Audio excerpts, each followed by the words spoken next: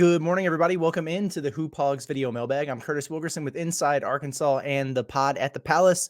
Back for our daily Q&A, Arkansas basketball related. You guys send me questions, and I answer them. We're coming up on day 50 of this thing, and we're trying to drag it until the start of the college basketball season. I think we are well on our way. Good stuff. Before we get started, hey, want to remind everybody, a lot of people watch this stuff in the morning. We did have a John Calipari press conference on Tuesday. We talked about it. We wrote about it a lot. Make sure that you go back and check out our Pod at the Palace Primetime, where we just did a special evening live stream talking about Cal and just previewing the upcoming college basketball season. It was a lot of fun. And then go check out our website, insidearkansas.com. People forget, as much as our faces are in front of cameras and our voices are in front of microphones, we still write. And so if you go over to insidearkansas.com, several articles written to get you primed up for college basketball and everything that Coach Cal had to say, because we're getting very, very close. I know football's still going on, but if you're like me, and chances are if you're listening to this, you're excited about hoops. So there you go. But let's get right into the questions. Another fun one today. I appreciate these quite a bit. I like these brain teasers, and I got to tell you, Cole is pretty good at them. He says, give me your best starting five from the Muss era. You can only pick one player per year. All right, so one guy off of each of Musselman's 5 teams, and you only get the production from that season. So basically what he's saying is, if you pick, JD Note off one team, you got to take the production from that year, not the other year, right? This was fun. And my thought process with it is, okay, who is going to make up the best lineup? Like, what might be the most cohesive unit out there, as opposed to just taking the 5 best players? And a couple things that I thought about here. I didn't include Mason Jones in this, even though he might be the best player, especially from a college basketball standpoint, of anyone over the course of those 5 seasons. The reason I didn't is because I think that he was best served for the type of team he was on, where he was undoubtedly the guy, the number one option, ball in his hands a ton. Doesn't mean he wouldn't have been really good in other situations, but I built the roster out a little bit differently. And here's the thing that I struggled with, because I'm an old school guy. When I was coaching, I was all about the big man, and the front court was the foundation of how I would go about building rosters. And so I had to consider that. Well, here's the problem. I think that Arkansas's 2 best front court players during the Musselman era came in his second and third seasons. That means it eliminates JD Note, who everybody knows that I'm a JD Note guy, from being in this lineup. So this thing does get kind of tricky. But anyway, let's run through it. So from year 1, 2019-20, I took Isaiah Joe. I went with Isaiah Joe. He averaged 17 points per game that season. He made 94 3-pointers. And then he shot 89% from the free throw line. The other thing about Isaiah Joe is, I think people forget how good of a defender he was out there on the wing. Now, obviously, he dealt with the injuries, still played in 26 games, so you would like to not have that. But the production from that standpoint was undoubtedly there. When I moved to year 2, so that would have been the 2020-2021 year, I don't think it's going to surprise anybody who listens to me. I went with Justin Smith, man. Here's the thing about Justin Smith. He is so incredibly versatile that I feel like he has to be an automatic pick on any kind of, mock lineup or whatever you put together. He can do so many different things. He's a 4. He can play a small ball 5. He's switchable defensively. You can play him on the perimeter some. You can play him in the post. It doesn't matter. He can guard a point guard. He can protect the rim. It doesn't matter. Love me some Justin Smith. He averaged 13.6 points, 7.3 rebounds per game for Arkansas that season. And there was a very, very clear difference in the team when he was healthy and on the floor, and then when he wasn't. Their record when Justin Smith was playing was incredible. They were one of the best teams in the country. So I went with him, so which means the following season, which would have been 2021, 2022, I went with Jalen Williams, right? Can you name me 2 better front court players in the Musselman era than Justin Smith and Jalen Williams?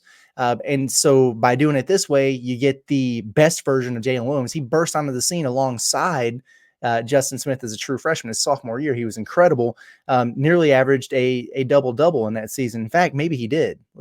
Nope, not quite. Okay, yeah, 11 points per game, 9.8 rebounds per game. You guys remember Jay Will. He was one of the best passers on the team. He knocked down some threes. He took a 1,010,000 charges, right? He was so instrumental to the success of Arkansas, and he dunked on Paolo Banchero in the Elite Eight, so that was cool. So far, Isaiah Joe, Justin Smith, and then Jalen Williams. The next year would have been 2022, 2023, and that was the crazy good freshman class, right? So I thought about this one quite a bit. I went Anthony Black, man. I mean, why not? He was the lottery pick, the highest drafted guy in that class, a 6'7" point guard, great on the defensive end of the floor. He had 141 assists on the season. Just did a little bit of everything for Arkansas. The dude was an absolute warrior. Showed some takeover capabilities in moments. You think about Maui and the things that he did there. I think he was the most valuable player on that team, especially after Trevor Brazile went down. And quite frankly, I don't know that they would have sniffed the NCAA tournament that season without him. With everything going on, just with the drama and the injuries to TB, and Nick was in and out. Man, he was a constant and just carried himself like a professional. And look at him now. So Isaiah Joe, Justin Smith, Jalen Williams, Anthony Black, and then you're making me pick somebody off of this this team from the last year, which was rough, for Arkansas. And I thought about going with Tremont Mark because I think he was Arkansas's best player last year. But when I look at that lineup, I felt like I needed maybe a little bit more shooting and a little bit more pop, just a little bit more scoring pop. Somebody who could go get a bucket, kind of be that, bring that electric component to the lineup. So I went with Caleb Battle. Like me some Caleb Battle, especially the one at the end of the season where he just absolutely lived at the free throw line. He went on that crazy run of huge scoring games. Once he settled in and was really dialed in, he was playing some really, really good basketball and was a lot of fun to watch. So, when you think about it, I think it puts together the best front court with Justin Smith and Jalen Williams. Who's going to really score on that? Honestly. Nobody. I mean, nobody did when they played together. When Jalen was a freshman, he was that much better as a sophomore, and he was I think one of the better defensive front court players in the SEC his sophomore year. That's tough. Anthony Black, the best point guard of the bunch. He's 6'7". We know that Muss really liked that, but man, you could play him on the ball or off the ball. He's switchable, can guard multiple positions. He can guard a 4 if he needed to. And then you supply, and then he's also the distributor, right? So he's getting everybody the ball in the right spots. And since what do you need from the rest of that group? I think you need shooting to space the floor on the wings. So you got the best shooter of the bunch in Isaiah Joe, who was an absolute sniper and an underrated defender and had length and was switchable. And then Caleb Battle, who's that dude where it's like, things aren't going great. We got to clear out, get a bucket, get to the free throw line, get some freebies. KB was that guy. So that's the lineup I went with. I like it a lot. I could have gone a million different directions with this. So I'm anxious in the comments to see what people would have done, because you could throw JD Note in one of these lineups and I probably would wind up liking it better than mine. But so many, God, like Stanley Amude, I really wanted him in there. Aldis Toney, the ultimate defender out there. I would have loved to have him in the lineup. Mason Jones, obviously. There are so many names that you could throw out there that would have been great fits in one of these lineups. So throw them in the comments. Let's see what you got. And I tell you what, if I find one and I look at it and I go, hey, you know what? I think I like this one better than mine. I'll let you know. I'll put it on blast on social media and say, hey, I was wrong. They were right. But a fun exercise to do. Appreciate the question, Cole. These have been a lot of fun, and keep them coming, folks. You guys know where to find me, right? Twitter profile at Kurt Wilkerson _ thread. It's pinned up there. Hoophogs video mailbag. Jump in there, the DMs, YouTube comments, wherever. Make sure you're subscribed to the YouTube channel, Inside Arkansas, and have all those notifications turned on. Like I said, a lot of content coming out right now, whether it's Arkansas football related for those who are still into that thing. I know it's a little dicey right now, but with the basketball season coming up, it's just going to continue to ramp up and ramp up. Check out our website as well. For those of you who still like to read, InsideArkansas.com. We got a ton there. Appreciate you guys always. I'm going to get out of here, but we'll be back in the morning. It's been Curtis Wilkerson with Inside Arkansas on the Pod at the Palace. Everybody have a good one.